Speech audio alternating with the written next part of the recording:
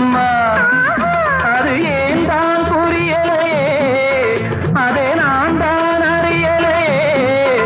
ஒரு மோகம் ஒரு தாகம் இங்கு ஒன்னாலே இந்நேரம் உண்டானது